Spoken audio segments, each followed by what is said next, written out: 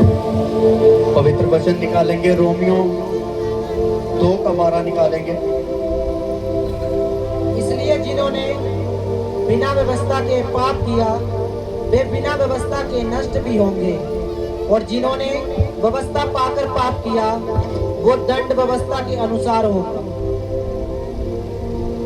Hallelujah, hallelujah. Hallelujah. वचन कहता है इसलिए जिन्होंने बिना व्यवस्था पाए पाप किया वे बिना व्यवस्था के नष्ट भी होंगे, और जिन्होंने व्यवस्था पाकर पाप किया उन्हें दंड व्यवस्था के अनुसार होगा। हालेलुया। वचन बयान करता है कि जिसने व्यवस्था को पा लिया, जिसने परमेश्वर के वचन को पा लिया, अगर उसने फिर भी पाप कर दिया, उसने अगर फिर भी गुनाह कर दिया, तो वचन कहता उसका जो दोष होगा उसे भी नष्ट कर दिया जाएगा। जो उसके लिए परमेश्वर ने ठहराया है वो उसे भी नष्ट कर देगा। और जिसने व्यवस्था को नहीं जाना, पवित्र वचन को जिसने नहीं जाना, वो परमेश्वर, वो सामर्थ्य खुदा उसे भी नष्ट कर देगा।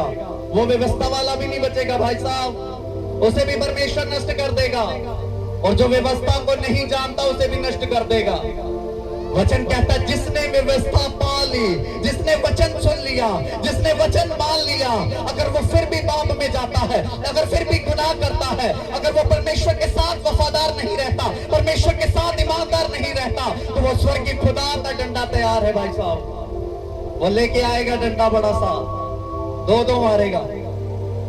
जब दो मारना स्टार्ट करेगा तब लोग गिड़गिड़ाएंगे, परमेश्वर से क्षमा मांगेंगे कि मेरे खुदा मुझे क्षमा कर दे, मुझसे गलती हो गई, मुझसे पाप हो गया, अब मैं इस बार पाप नहीं करूंगा। पर वचन के अनुसार तब वो अंतिम समय आ जाएगा, तब वो लास्ट समय आ जाएगा, तब यीशु मसीह के आने का समय आ जाएगा। Hallelujah, hallelujah, hallelujah. जब एक बीज खेत में गिराया जाता है, वो पहले मरता है, वो पहले मर जाता है, सड़ जाता है, गल जाता है, वो फिर अंकुर लगता है, वो फिर वो फलता है, फिर वो पेड़ बनता है।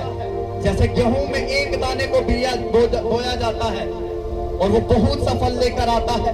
वो यीशु मसीह ने वो कुर्बानी हमारे लिए दी है। वचन कहता है कि जब तक वो धरती पर नहीं आएगा, वो बीज जब तक फटेगा नहीं, गलेगा नहीं, सड़ेगा नहीं, तब तक वो फल नहीं लेके आ सकता। वो यीशु मसीह किसके लिए फल लेके आया? वो हमारे लिए फलों को लेके आया। वो अपने आप को उसने कुर्बान कर दिया, अपने आप को उसने सड़ा दिया, गला दिया, काटा गया, मारा गया, गाड़ा गया।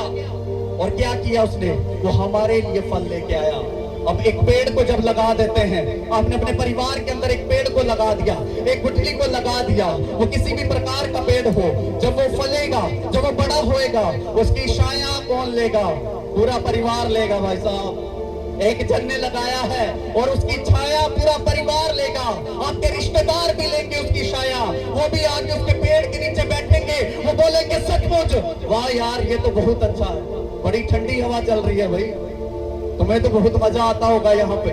वो पेड़, वो बीज आप जब लगा देंगे अपनी लाइफ के अंदर, वो विश्वास का बीज लगा देंगे, वो यीशु मसीह का बीज जब लगा देंगे आप अपनी लाइफ के, तो वो सचमुच वो छाया भी लेके आएगा, वो फल भी लेके आएगा, वो आपको भी आनंदित करेगा। और आपके रिश्तेदार भाई सब छड़ेंगे, बोलेंगे कि यार उनके घर में तो बहुत अच्छा पेड़ है, वो ठंडक देता है, बहुत अच्छा है। वो कौन है? वो परमेश्वर है, वो खुदा, वो जो सब स्वर्ग का नूर, वो स्वर्ग में जो अनॉइंटिंग, वो नदियां बहती हैं सामर्थ की, वो अभिषेक की जो नदियां बहती हैं, जब वो आपकी लाइफ के ऊपर आ जाएगा, आपके शरीर के ऊपर वो अनॉइंटिंग आ जाएगी, वो चमक आ जाएगी आपकी लाइफ के अंदर, वो परमेश्वर का आत्मा जब आपकी लाइफ के अंदर आ जाएगा, तो सचमुच वो लोग भी सड़ेंगे, वो रिश्तेदार भी आपके सड़ेंगे, क्योंकि आपने किसको पा लिया? आपने परमेश्वर की अनॉइंटिंग को पा लिया, आपने वो बीज को बो दिया, जो आपने अपने अंदर बीज बोया वो फल लेकर आया। क्योंकि आपकी लाइफ के अंदर कोई भी बीमारियां, कोई भी बुरी चीजें नहीं है, आप परमेश्वर की व्यवस्था पर चल रहे हैं, आप परमेश्वर के वचन को फॉलो कर रहे हैं, आप परमेश्वर के वचन को मान रहे हैं, और सचमुच वो फल लोगों को दिखना स्टार्ट हो जाएगा। एक व्यक्ति जब कहीं पर जाता है, वहां पे लोगों की मंडली लगी होती है, 4-5 जन खड़े होते हैं, तो एक गाली पे गाली चल रही है, और एक जो धर्मी जन है उसे पसंद नहीं होगा कि मैं गालियां सुनूं, वो बोलेगा नहीं यार गलत है, यहाँ पे मैं नहीं रुकूंगा, मुझे यहाँ से जाना ही अच्छा है। वो क्या करेगा? उनको बहाना मारेगा कि नहीं यार मैं यहाँ से चलता हूँ, मैं तुम्हारे साथ बाद में मिलूंगा। वो इस तरह अपने आप को कवर करेगा, वो इस तरह अपने आप को बचाएगा, वो धर्मी जन के फल दिखने स्टार्ट हो जाएंगे। अब वो लोग बोलेंगे यार ये कैसा व्यक्ति है, ये कैसा जन है कि हमारे पास में खड़ा नहीं होता, हमारे साथ तो आजकल मजाक भी नहीं करता, हमारे साथ तो गालियां भी नहीं निकालता, हमारे साथ दारू नहीं पीता, हमारी संगतियों में नहीं चलता। और वो धर्मी जन की निशानी उसके ऊपर होगी। बोलो हालेलुया, हालेलुया, हालेलुया। हालेलुया। वो धर्मी जन की निशानी दिखाई देने लगेगी। जब वो धर्मी जन की आड़ में आना स्टार्ट करेगा, लोगों को मिर्ची लगना स्टार्ट हो जाएंगी, लोगों को जलन मचना स्टार्ट हो जाएगी। आपके रिश्तेदार, आपके यार दोस्त, आपके मित्र, आपकी सहेलियां वो ही आपको ताने मारने स्टार्ट कर देंगी कि आज से इसको बड़ा परमेश्वर का भूत चढ़ा है, आज से इसको बड़ा चर्च का भूत चढ़ा है। Hallelujah, hallelujah. वचन कहता कि पौलुस में जब पौलुस सेवकाई कर रहा था और वचन कहता कि उसने कहा कि मेरे शरीर के अंदर एक ऐसा कांटा चुभा हुआ है जो शैतान के दूत मुझे घूंसे मारते हैं, मुझे पीटते हैं, तो मेरे ऊपर तो वो प्रकाश है। वचन कहता उसने 3 बार प्रार्थना की, वो परमेश्वर की हजूरी में गया, बैठा, उसने 3 बार परमेश्वर से प्रार्थना की। प्रभु यीशु मसीह ने उससे आगे से कहा कि सचमुच मेरा अनुग्रह ही तेरे ऊपर बथेरा है, मेरा अनुग्रह ही तुझ पर बहुत है। हालेलुया। वो एक वचन कहता, वचन बयान करता है कि इसलिए परमेश्वर ने ऐसा किया कि उसके अंदर वो घमंड ना आ जाए, उसके अंदर वो कपट ना आ जाए कि ये बोले कि मैं तो परमेश्वर का प्रकाश मेरे ऊपर है, आज परमेश्वर की अनॉइंटिंग मेरे ऊपर है, आज मैं तंदुरुस्त हो गया हूँ, आज मैं आजाद होकर चलता हूँ, फिरता हूँ, घूमता हूँ, मेरे अंदर कोई भी कमी नहीं है। जब हमारी कमियां खत्म हो जाएंगी तो क्या होगा? कौन परमेश्वर, कौन सा परमेश्वर का भवन, कौन सा चर्च, सब भूलना स्टार्ट कर देंगे। वचन कहता है कि परमेश्वर ने उसके लिए वो कांटा, वो दर्द इसलिए लगाया था। आज आपकी लाइफ के अंदर भी वो कांटे लगे हुए हैं, आज आपकी लाइफ के अंदर वो बीमारी टिकी हुई है, पर परमेश्वर जानता है, वो सामर्थ्य खुदा जानता है कि अगर आपकी लाइफ के अंदर वो कांटा होगा, वो बीमारियों का कांटा होगा, वो अंधकार की गंदी ताकतों का कांटा होगा, पर सचमुच आप उस कांटे के जरिए अपने आप को परमेश्वर की हजूरी में बढ़ाएंगे, आप वचन को पढ़ेंगे, आप सच्चाई को जानेंगे, आप सच के वचन को जानेंगे। Hallelujah, hallelujah, hallelujah. हालेलुया। क्योंकि हमारी लाइफ के अंदर वो दर्द है, हमारी लाइफ के अंदर वो रोग है, इसलिए हम परमेश्वर से जुड़े हुए हैं, इसलिए हम परमेश्वर की हजूरी में आए हैं, इसलिए हम परमेश्वर के वचन को सुन रहे हैं। अगर परमेश्वर आज ही वो कांटे निकाल दे आपकी लाइफ के अंदर से, और सचमुच परमेश्वर को कोई भी उसके आगे दंडवत नहीं करेगा, परमेश्वर का कोई भी धन्यवाद नहीं करेगा, क्योंकि सब फिर अपने कामकाज में लग जाएंगे, अपने कामकाज में व्यस्त रहेंगे। तो अपने परमेश्वर वो सामर्थ्य खुदा, अगर हमारी लाइफ के अंदर कोई कमी रह जाती है तो परमेश्वर चाहता है कि ये सही मार्ग पर चले, ये भटके ना। अगर ये भटक गया, ये कमी, ये कांटा इसके अंदर से निकल गया, ये दुष्ट आत्मा, ये बीमारियां इनकी लाइफ के अंदर से चली गई, तो सचमुच वो जब कांटा निकल जाएगा तो आप परमेश्वर से वफादार नहीं रहोगे, परमेश्वर के साथ ईमानदार नहीं रहोगे। हालेलुया। जब एक पेड़ के ऊपर एक फ्लावर लगा होता है, एक फूल लगा होता है, वो बहुत अच्छा लगता है, हमें बहुत हमें आकर्षित करता है। वो इसलिए करता है, वो पेड़ पे लगा हमें सुंदर लगता है, जब हम उसे तोड़ लेंगे, हम उसे अपने घर पे ला के रख लेंगे तो वो मुरझाना स्टार्ट कर देगा। जब वो मुरझा जाएगा तो हमें अच्छा नहीं लगेगा, हमें आकर्षित नहीं करेगा। उसी तरह वो जैसे फूल के वो पेड़ में जड़ है और जड़ मिट्टी में लगी हुई है, वैसे ही हमारी जड़ें भी जो परमेश्वर में है, अगर हम परमेश्वर के साथ अटैच रहेंगे, वचन हमारे अंदर है, अगर हम वचन को ग्रहण करते हैं, वचन को सुनते हैं, तो सचमुच हम भी अपनी लाइफ के अंदर हरे भरे रहेंगे, हम भी अपनी लाइफ के अंदर अनॉइंटेड रहेंगे, हम भी अपनी लाइफ के अंदर सचमुच आनंदित होकर रहेंगे कि सचमुच, क्योंकि हमारी जड़ें वो परमेश्वर में लगी हुई हैं। एक पेड़ जब नदी के किनारे होता है, वो आंधी आ जाए, तूफान आ जाए, पर वो तब भी लगा रहता है, जो तब भी टिका रहता है, क्योंकि वो चाहे जितनी मर्जी गर्मी पड़ जाए, चाहे जमीन सूख जाए, कैसे भी गर्मी पड़े, पर वो पेड़ कभी सूखता नहीं, क्योंकि वो नदी के किनारे लगाया गया है। आज हम भी अपनी लाइफ को यीशु मसीह के किनारे में लगाएंगे, यीशु मसीह में बो देंगे। जब यीशु का लहू हमारे अंदर आएगा, वो हरियाली हमारे अंदर ऑटोमेटिक चलना स्टार्ट कर देगी। Hallelujah, hallelujah. वो नदी की तरह जैसे उसे पेड़ की जड़ों को पानी मिलता रहता है, जब वचन हमारे अंदर होगा, हम वचन को खाएंगे, हम वचन को ग्रहण कर लेंगे, तो सचमुच हमारी लाइफ के अंदर भी वो स्वर्ग से जल की नदियां बहती जाएंगी, हमारे पास में जल की नदियां बहेंगी। कि परमेश्वर हमारा वनंदित खुदा जो हमसे प्रसन्न होता है, तब हम भी उससे प्रसन्न होंगे जब हम परमेश्वर के पास जाएंगे।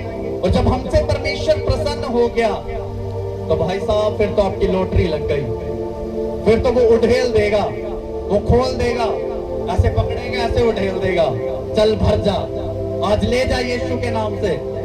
आज सचमुच और परमेश्वर की हजूरी में आए हैं अपने पापों गुनाहों को क्षमा मांगे, और जब भी परमेश्वर की हजूरी में बैठे अपने पापों की तौबा करें, क्योंकि वचन कहता है कि अगर तू अपने पापों को मान लेता है, अगर तू अपने पापों को ग्रहण कर लेता है तो तेरे पाप क्षमा किए जाएंगे। हालेलुया। अगर हम अपने पापों गुनाहों की क्षमा नहीं मांगते, हम कहते हैं कि हमने कोई भी पाप नहीं किया, हम निष्पाप हैं, हमसे कोई भी गलतियां गुनाह नहीं हुए, तो हम पाप के भागीदार हो रहे हैं। जो हमने पाप किया उसकी क्षमा भी नहीं मिलेगी। Hallelujah, hallelujah, hallelujah. आगे वचन में जाएंगे, पहला कुरिन्थियों 13:1। यदि मैं मनुष्य और स्वर्गदूतों की बोलियां बोलूं और प्रेम ना रखूं तो मैं ठठाना हुआ पीतल और झंझनाती हुई साज हूं। वचन कहता है कि अगर हम परमेश्वर की बोलियां बोलें, अगर हम परमेश्वर की हजूरी में जाएं, अगर हमको वचन भी मालूम है, अगर हम वचन भी बोल रहे हैं, तो अगर हम फिर भी परमेश्वर के हम बनाए हुए बेटे बेटियां हैं, अगर हमसे फिर भी प्रेम की बातें ना निकले तो तुम ठनठनाता हुआ पीतल हो। Hallelujah, hallelujah. आवाज नहीं आ रही भाई साहब। Hallelujah, hallelujah. जोरदार एक बार हालेलुया, हालेलुया, हालेलुया, हालेलुया। वचन कहता है तुम ठनठनाता हुआ पीतल हो, तुम झनझनाती हुई झाल हो। जैसे आपने देखा होगा वो जो घंटियां स्कूल में लटकाई जाती हैं, उस पे मारा जाता है, उसके बारे में परमेश्वर का वचन कहता है। वो पीतल जब लेने जाते लोग क्या करते हैं, ऊपर उठाते हैं, टन टन करके देखते हैं ना कि ये कितना भारी है। आज सचमुच परमेश्वर भी आपको टटोलेगा, वो भी आपको देखेगा टन टन करके कि सचमुच इसके अंदर कुछ है भी या खाली है। अगर आप परमेश्वर की अनॉइंटिंग आप में 10% भी है, 5% भी है, तो परमेश्वर तब तक करेगा जब आप भरे हो के अंदर से, वो बोलेगा उठेल दो इसके अंदर, आज से भर दो बरकतों से कि सचमुच मेरे नाम का इसके अंदर भय है, मेरा जीवित लहू इसके अंदर है, इसको भर दो। क्योंकि वचन कहता है जिसके पास बहुत है उसे और दिया जाएगा, और जिसके पास थोड़ा है उससे वो भी ले लिया जाएगा। भाई साहब सुधर जाओ, अपने आप को परमेश्वर में भर, क्योंकि ये वचन आपकी लाइफ के अंदर, हम सब की लाइफ के अंदर एंटर करता है। वचन कहता अगर तुम्हारे अंदर प्रेम नहीं, अगर हम दूसरे व्यक्ति से प्रेम नहीं करते, अगर आपके पास आपका पड़ोसी बैठा है, आप उससे वैर विरोध कर रहे हैं, यार थोड़ा सा उधर को होके बैठ जाए ना, ये थोड़ा सा पीछे होके बैठ जाए, ऊपर ही चढ़ी जाता है मेरे। आपके अंदर क्या नहीं है, आपके अंदर प्रेम नहीं है। जब आपके अंदर वो प्रेम आ जाएगा, परमेश्वर हमें क्या सिखाता है, वो प्रेम करना सिखाता है। हमारा परमेश्वर वो जीवित खुदा यीशु मसीह बोलता है कि अपने पड़ोसी से अपने समान प्यार करो। अब ज्यादा प्यार मत करने लग जाना। इधर वचन ये भी कहता है अपने पड़ोसी के घर जाने से अपने पांव को रोक ले। बोलो हालेलुया, हालेलुया। तालियां बजाएंगे परमेश्वर के लिए। कहीं पड़ोसियों के साथ ज्यादा ही प्रेम कर लो, वो करेगा, चलो एक्टर क्या कर देगा भाई साहब, लाल धागे रखे हैं उसने अभी भी, वो कब घुमा देगा आपके सिर के ऊपर से पता भी नहीं चलेगा। इसलिए वचन कहता है कि अपने पड़ोसी के घर जाने से अपने पांव को रोक ले। वचन कहता है अपने पड़ोसी से अपने समान प्यार कर। और परमेश्वर दोनों चीजों के बारे में क्यों बोल रहा है? इधर बोल रहा है पड़ोसियों से प्रेम कर ले, इधर बोल रहा है अपने आप को रोक ले पड़ोसियों के घर जाने से। अगर हम एक जगह पे ज्यादा बार जाते हैं, अगर हम अपने पड़ोसियों के घर सुबह भी जा रहे हैं, दोपहर में भी जा रहे हैं, उनके खाते पीते समय में भी जा रहे हैं, उनकी हर वो बातों में भी शामिल हो रहे हैं, तो बोलेगा यार क्या करूं, इसका दरवाजा बंद कर लेता हूं, ये आना ही बंद कर दे, दरवाजा मत खोलना जब ये आएगा। ये हमारे जब खाना पीना स्टार्ट करते हैं, हमने आज तो मुर्गा बनाया है, आज हमने रोटियां बनाई है, और ये सचमुच हमारे घर में आ गया, घुस गया, अब इसे भी डाल कर देना पड़ेगा। उसके मन में, दिमाग में ये चलना स्टार्ट हो जाएगा। उसके मन के अंदर ये होगा यार ये बार बार आता है। कई बार उसके घर के अंदर कोई प्रॉब्लम पहले से होगी, वो बोलेगा जब से कि मेरे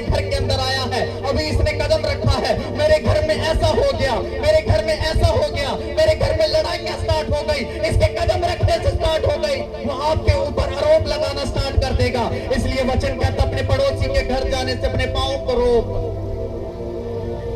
वचन कहता अपने पड़ोसी से प्रेम कर, एक लिमिट में रह, एक वाचा में रह कि तू पड़ोसी के घर भी जाए, उससे प्रेम भी करे, और तू उसके घर ज्यादा भी ना जाए कि वो तुझसे विरोध करे, वो तुझसे उसके दिल में तेरे लिए प्रेम खत्म हो जाए, कि वो तेरी इज्जत वहां से कम हो जाए। वचन हमें सिखाता है, क्योंकि देखो बाइबल हमें सिखाने के लिए आई है। देखो वचन में अगर देखें तो ये हमारा धर्म बदलने नहीं, ये हमें जीना, संसार में चलना सिखाने आई है। और वचन कहता है गाली देने वाले स्वर्ग के वारिस नहीं होंगे। और परमेश्वर का वचन हमें क्या सिखा रहा है? वो अच्छी बातों को हमें सिखा रहा है। हमारी लाइफ के अंदर वो पीस, वो शांति, वो आत्मा, हमारी लाइफ के अंदर वो हीलिंग, वो बरकतें, वो आशीषें, वो कैसे आएंगी? वो परमेश्वर हमें ये जीना सिखा रहा। Hallelujah, hallelujah. वचन कहता हम जो परमेश्वर के सहकर्मी हैं, यह भी समझते हैं कि उसका अनुग्रह जो तुम्हारे ऊपर हुआ है उसे व्यर्थ ना जाने दे। क्या हुआ है? अनुग्रह हुआ है जो तुम्हारे ऊपर, उसे तू व्यर्थ ना जाने दे।